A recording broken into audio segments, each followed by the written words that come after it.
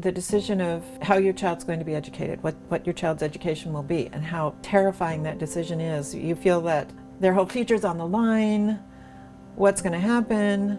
And especially I think in Western middle class culture, there's this emphasis on, oh gosh, this far future. You know, when they get out of college, like how much money are they going to make? What profession are they going to have? It's misdirected. What matters is what's right in front of you. The child is right in front of you now. So here, I have a picture. This is when the older one, Claire, was in kindergarten. So this was the beginning.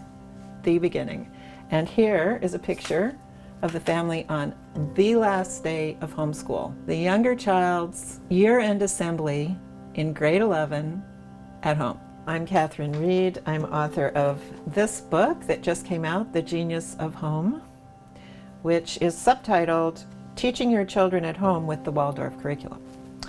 And it is a description of our family's path through the Waldorf curriculum from kindergarten through grade 11, high school, at home.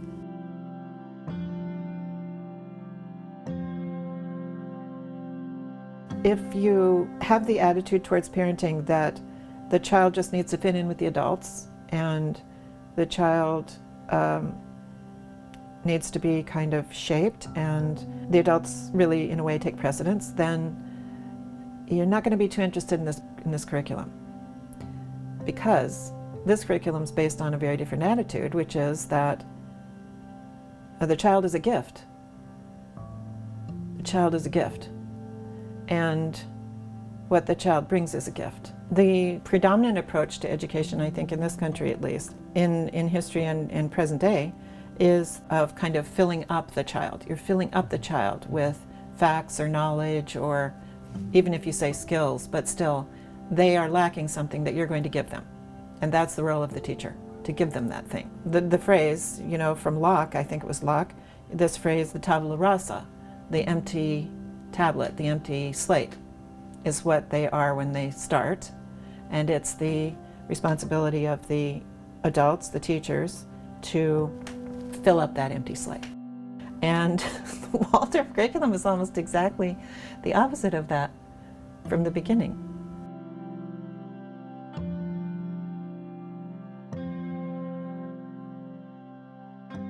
One of the movement teachers that I had used what she called the zoo exercise. You would practice imitating animal movements, and you choose an animal and then you have to move the way they do.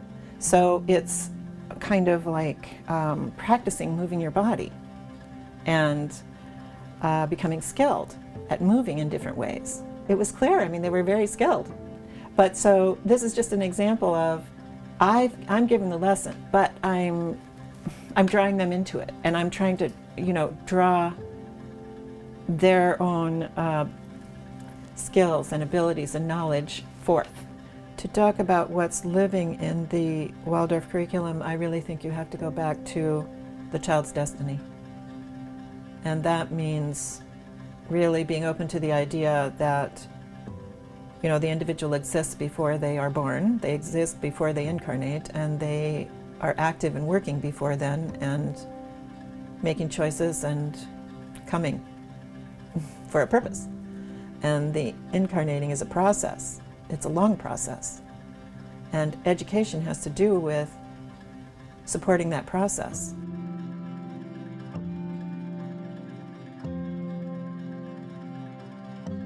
People, when they would first encounter Waldorf education, one of the first reactions, one of the first impressions would be that it's so different. And if you notice the differences, then you can become interested in why it's different. Learning how to teach them and then going ahead and teaching them was the great education for me. Yes, I had to study. I had to learn things. I had to take the time to do that.